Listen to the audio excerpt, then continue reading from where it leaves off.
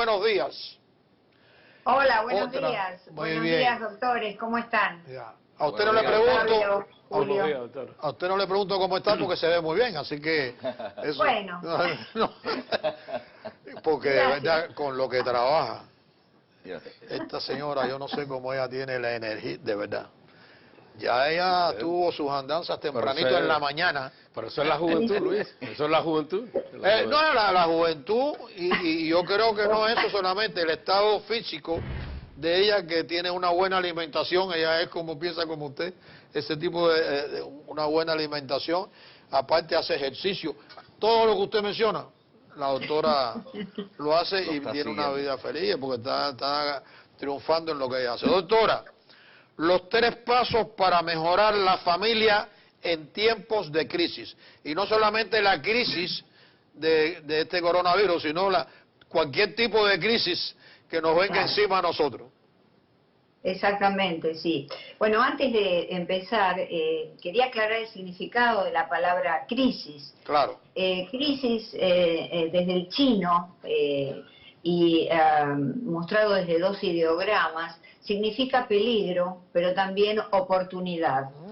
Quiere decir que en el peligro realmente reaccionamos de una manera de protección, somos reactivos. Y vamos a la primera gráfica y entonces vemos el esquema. El significado de la palabra decíamos que es peligro, pero también oportunidad, es binario. Esto quiere decir que en el peligro siempre nos ponemos reactivos. ¿Por qué? Porque tenemos la respuesta fisiológica que hablamos tanto de ataque o de huida. Vale decir que es algo que no podemos dominar, es algo automático, ¿verdad? Pero también está la oportunidad, y la oportunidad, si la sabemos descubrir, es proactiva. Y esta proactividad nos lleva al segundo significado de esta palabra, que desde el griego significa separar y significa también decidir. Vale decir que cuando yo separo el peligro y descubro la oportunidad de cambiar, de hacer algo distinto, entonces ahí nos ponemos proactivos y desarrollamos un plan. Bueno, ¿cuáles son esos 3 pasos, verdad? Uno es prestar más atención a nuestros seres queridos. Hoy en día o en cualquier momento de crisis nos encerramos en nosotros mismos. Sin embargo, debemos salir de allí y prestarle atención a nuestros seres queridos. Es decir, que si en momentos de no crisis le decimos a un hijo o a la esposa, ahora no puedo hablar, cuando nos piden esa ayuda, ¿verdad? Entonces allí es donde en este momento o en cualquier crisis tenemos que cambiar esa situación y prestarle atención. ¿Qué quiere decir observar nuestros semejantes y dejar de observarnos nosotros, nuestro propio ombligo? Crear condiciones para el diálogo. También los momentos difíciles nos llevan a pensar en nosotros mismos, nos llevan a creer, bueno, ¿por qué me está pasando esto a mí? Tenemos que crear una atmósfera de diálogo, algo que en realidad tampoco hemos desarrollado, ¿no?, antes, en momentos de paz. Y la tercera es cooperar con lo que el otro necesita. Es decir, a veces el otro, el hijo, la esposa, el abuelo de la casa, necesita un momento de compañía solas con uno, o necesita que lo escuchen, o a veces hablar. Vale decir, esperemos ese momento, estemos atentos para que responderle al otro con lo que necesita. Si son los hijos, no necesitan sermones, muchas veces necesitan que los escuchemos. La fórmula que siempre remarco es 80% escuchar y 20% hablar. La mente y la observación del semejante están muy unidas, porque justamente en la mente se encuentran todos los elementos necesarios para poder observar al otro que amamos. Esto se llama teoría de la mente. ¿Qué es la teoría de la mente? Es algo muy simple. Nosotros teorizamos acerca de lo que le está pasando al otro. Si yo estoy con ustedes, estamos reunidos y los observo, y no estoy pensando en mi cabeza qué voy a hablar yo, y los observo a ustedes, de pronto puedo hacerme la idea de cómo están sus mundos interiores. Eso se llama teoría de la mente porque yo teorizo algo acerca de lo que le está pasando al otro, que nos lleva a la empatía, que es ponerse en los zapatos del otro. Esto está en el cerebro, con zonas determinadas, existe y por supuesto forma parte del funcionamiento de la mente dentro de lo que llamamos el cerebro social. El cerebro social es esto de comunicarnos con el otro. El cerebro no está y no nació evolutivamente o se desarrolló para hablar con nosotros mismos, sino con el otro. Fíjense que en sociedades y en familias que existen lazos estrechos, constituye una gran ventaja anticiparse a la conducta de otros miembros. ¿Por qué? Porque justamente en ese momento podemos desarrollar estrategias de prevención o estrategias de solución. Ahora, el segundo consejo era la creación de un diálogo que está ausente hoy en la familia. En momentos de crisis, más que nunca debemos dialogar, como decíamos antes.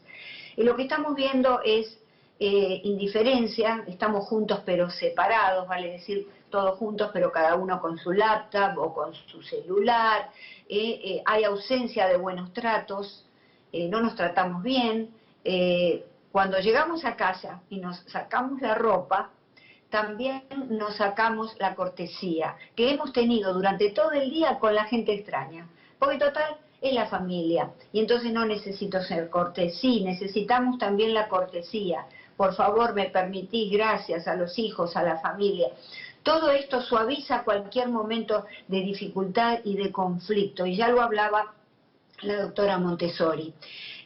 Hay una falta de atención hacia los hijos y hacia el grupo familiar, hablábamos de los ancianos en general, justamente porque no los vemos y estamos ocupados y ahora déjame porque me siento nervioso o no puedo más aquí, me voy a dar una vuelta, cualquier cosa que implique una conducta individual, cuando en realidad tenemos que, y saber por otro lado, que vamos a sentirnos mucho mejor si nos desarrollamos justamente con conductas de grupo. La falta de comunicación, y muy particularmente la crisis, lo hemos visto con el gran desarrollo de trastornos psicológicos, por ejemplo, trastornos que la familia no descubre, ¿no? Los hijos que ante un momento difícil o sin estar en un momento difícil comienzan a cortarse y andan todo el verano con las mangas largas y no lo vemos y después nos sorprende una emergencia y decimos, yo no sabía, mi hijo no me dio ninguna señal. Claro, ellos no van a dar una señal, a lo mejor la señal la tenemos que ver nosotros. La falta de comunicación es la Babel de nuestro tiempo, Luis. La palabra aquí está completamente en desuso, no nos comunicamos adecuadamente, o en todo caso usamos la palabra en sus dos dimensiones, porque la palabra tiene dos dimensiones, como monólogo y como diálogo. Vale decir que como monólogo hablo conmigo mismo, es la palabra la uso para mí, y como diálogo es lo que está olvidado. Vivimos en un mundo silencioso. Fíjese lo que dijo el famoso filósofo Santiago Cogadov, argentino. Vivimos en un mundo de profundo silencio, lleno de sonidos verbales. Esto quiere decir que hacemos ruido, que decimos cosas insustanciales y nos escuchamos a nosotros mismos. Y quizá cuando hoy en día vemos a alguien que se comunica con un amigo, lo único que hacen es hablar de sí mismos, ¿no? Y a lo mejor lo que el otro necesita es contar sus cosas.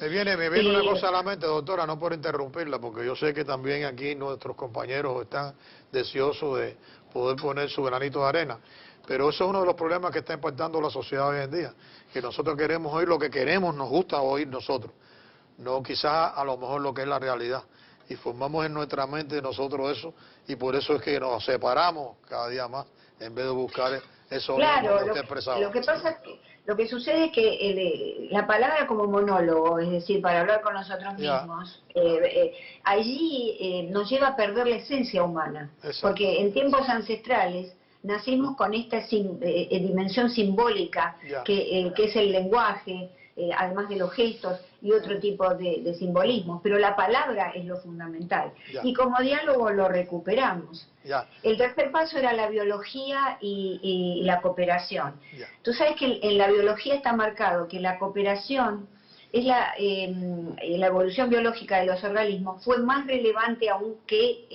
la competencia. Ya. Si la competencia nos lleva a matarnos y la evolución Ya. nos lleva, Ya. la cooperación nos lleva a unirnos. Claro, Y la simbiosis es la fuerza más importante dentro de lo que es la cooperación, es la fuerza más importante de cambio, Ya. que implica que dos organismos se unen para beneficiarse mutuamente. Ya. Por ejemplo, el pajarito boyero le saca los piojitos al lomo de la vaca, Ya. y la vaca tiene un peluquero gratis, o Ya. o se siente liberada. Vale decir ¿Cómo? que esas son las fuerzas simbióticas que en el Claro. hombre se manifiestan en el nacimiento con la madre. Claro. A partir del primer mes se genera la Ya. simbiosis materna. Vamos a escuchar al Eso doctor es- Llamo, porque el doctor Llamo se estaba riendo, no sé si es que se sintió el pajarito, qué cosa fue lo que lo hace. Bueno, es para dar a la gente que nos está escuchando, la palabra simbiosis es una palabra difícil, Ya. y entonces para dar un ejemplo bien sintético, bien claro, de que en realidad eso es, donde dos organismos se favorecen, y vemos cómo en la simbiosis materna ocurre eso, Ya. donde es una díada de uno, en realidad Ya. son dos organismos biológicos humanos que se unen para sobrevivir, y también la madre para desarrollar ese apego necesario. Hoy en día las madres no están lo suficiente con los hijos, Ya. entonces no tienen la posibilidad de hacer esa simbiosis Claro. que le despierta intensamente el instinto materno, si es que lo ha tenido previamente desarrollado en el hogar. Ya. Entonces yo lo que hablo es del sínodo de la familia. Sínodo es una palabra que implica, como ustedes saben, un congreso, un concilio de obispos en la Iglesia Católica Apostólica Romana.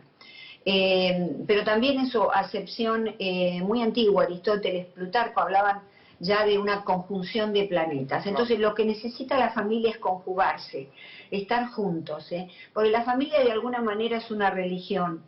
En la religión nos religamos con algo superior a nosotros mismos, que es Dios. En la familia nos religamos con algo superior a nosotros mismos también, que es la familia en sí, el todo. El todo es más importante que la suma de las partes. Y así poder cerrar el programa. A nuestro director, la primera gráfica, ahí está, doctora. Bueno, habíamos hablado de la Babel de nuestro tiempo, ¿verdad? Que en donde la palabra no se usa, o se usa para insultar, o se usa para hablar con uno mismo, como monólogo, y no como diálogo, y que entonces perdemos esta cosa de ser personas, de ser seres humanos, cuando no dialogamos. Si bien el diálogo viene de la raíz di, que significa dos, en realidad el diálogo es con toda la familia. Eso, es importante estar siempre presente. Yo lo que quería hablar justamente acerca de los porcentajes. Tenemos que 80% hablar, escuchar, 20% hablar. Esto es desde el punto de vista psicológico, es una fórmula psicológica en la que nosotros debemos pensar previamente. Cuando yo voy a hablar con alguien que me está pidiendo a mi atención, entonces es allí donde yo debo pensar, voy a escuchar y después hablo. Si es que la persona quiere. A veces quieren hablar solamente y no necesitan ningún consejo, y entonces le prestamos la oreja, le prestamos el oído para que se sientan mejor.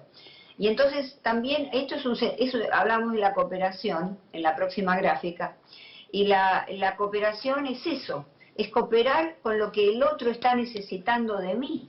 Que no es lo que yo creo que el otro necesita. Es decir, si bien yo me puedo hacer una apreciación en la mente, con la teoría de la mente, a ver qué es lo que le está pasando, por ahí está triste, quizás se divorció, quizás se le murió alguien, pero cuando yo corroboro, por eso debo escuchar primero, cuando yo corroboro qué es lo que le pasa, ahí es donde le doy, digamos, la escucha, y puedo hablar ese 20% si la persona lo requiere, ¿verdad?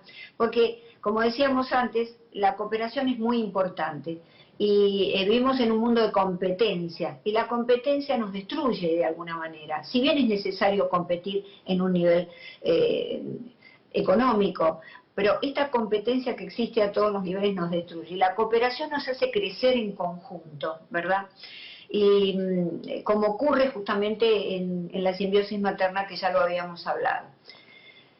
Posteriormente, la próxima y última gráfica era el sínodo de la familia, lo que yo llamo el sínodo de la familia, que quiere decir esta reunión de voluntades, así como se reúnen los obispos, nos reunimos las voluntades de la familia y hacemos camino juntos, ¿verdad? Hacemos camino juntos a través de la cooperación, a través de la observación del otro y a través de la creación de un ambiente de diálogo que hoy está perdido. Por más que pensamos que todo el mundo se comunica, en realidad no se comunica. Vamos a lugares donde uno habla, se lo escucha, pero no se lo comprende porque se está pensando, como muy bien señalaba el doctor Llamo, están pensando en qué van a responder o en qué van a decir. Yo creo que es un ejercicio interesante empezar a escuchar, y una vez que tenemos bien comprendido lo que la persona dijo, allí es donde tenemos que elaborar nuestra respuesta o lo que hacemos. Yo voy, por ejemplo, a muchas conferencias y voy a programas de televisión, y una vez que yo expuse todo, y le pasa a mucha gente, ¿verdad?, que está en este campo, hacen preguntas que uno ya respondió. Entonces quiere decir que no se escuchó. Ahora, a todos nos pasa lo mismo. Cuando yo asisto, tengo que luchar en contra de eso y decirme, debo prestar atención, voy a ver qué es lo que dice y si puedo lo anoto, y entonces ahí después elaboro una injerencia mía, una sugerencia, Claro. Luis. Es decir, falta de buenos tratos, hay indiferencia y la falta de atención con los hijos. Es muy común estas imágenes, que el hijo viene a pedir un consejo o hablar y decimos no, ahora no. O cuando llevamos a la habitación, evidentemente la nena está allí tratando de hablar con la mamá y la mamá trabaja. Estas cosas, y aconsejamos todo esto, no porque las 4 imágenes que vemos allí no sigan reproduciéndose, esto va a pasar siempre. El tema es qué hacemos para compensarlo. Por ejemplo, si yo sé que tengo que trabajar mucho, pero sé que mi hija quiere hablar, yo debo sacar 10 minutos, 15 minutos para estar con mi niña o mi niño, o mi esposo, quien fuere, con el abuelo, para poder prestarle ese tiempo y después encararlo. No es que estamos diciendo, porque somos seres humanos y nadie es perfecto.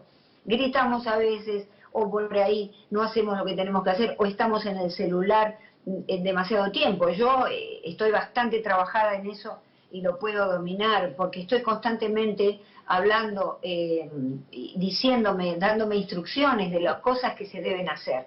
Y es lo que tenemos que hacer en familia, porque si no, somos personas libres, somos como animalitos, y vamos por ahí viviendo, y no somos animales, somos en todo caso animales superiores que tenemos que conectarnos con el otro y tener los radares listos para los demás.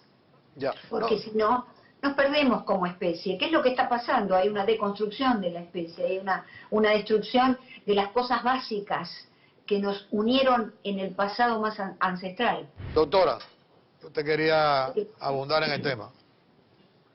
No, yo quería decir que sencillamente tenemos que volver a las bases.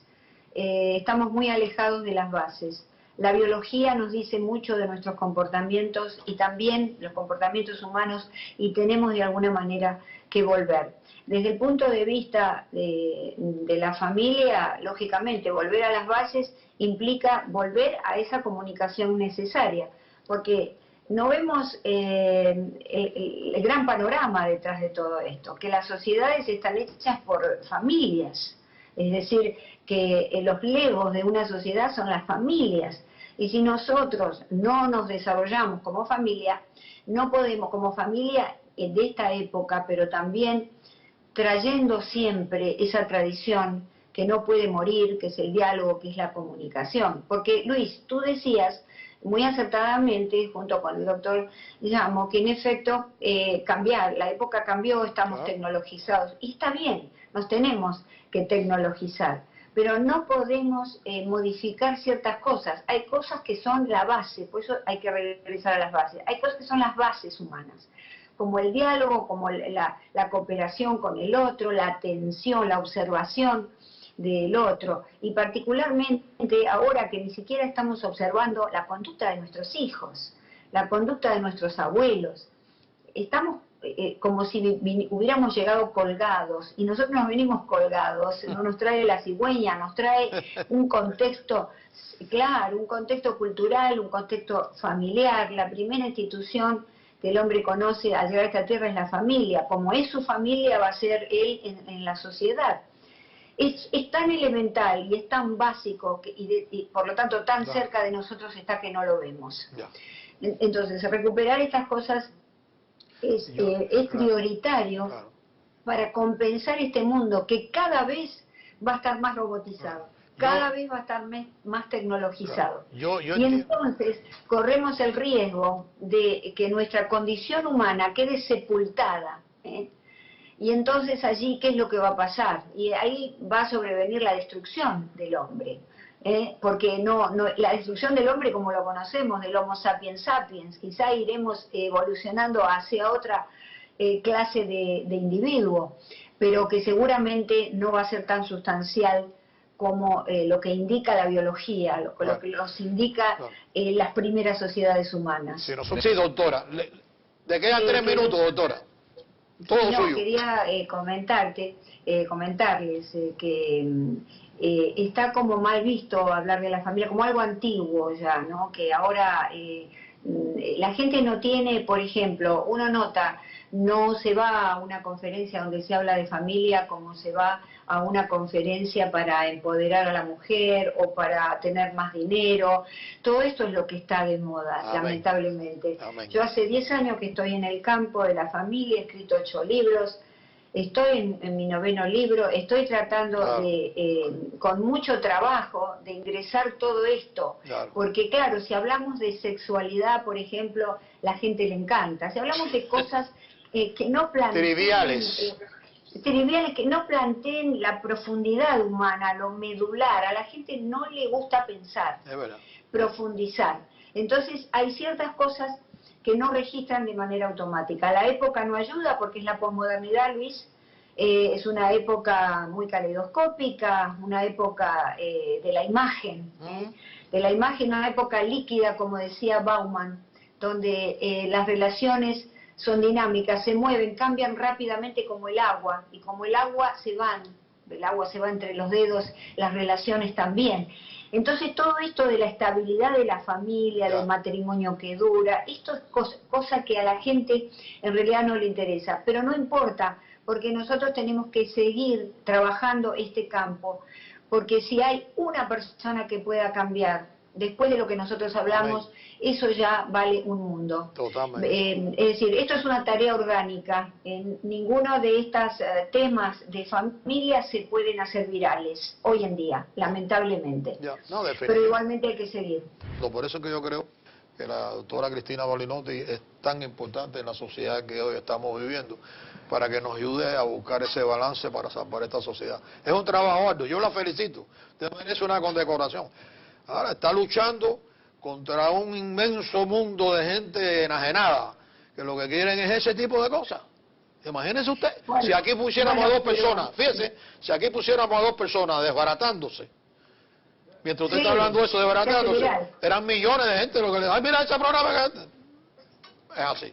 Gracias, doctora. Pero bueno, yo le quería agradecer por acompañar, hacerse eco y pensar de esta manera, e invitar, como hizo de manera excelente el doctor Fernández, invitar al diálogo. A agradecerte a ti, Luis, porque hace ya, desde que te conozco, que también... No diga los años, doctora, no diga los años. No voy a hablar. Desde que te conozco que estás acompañando todo esto, reflexionando, con una mente completamente abierta a todo esto. Esto es muy importante.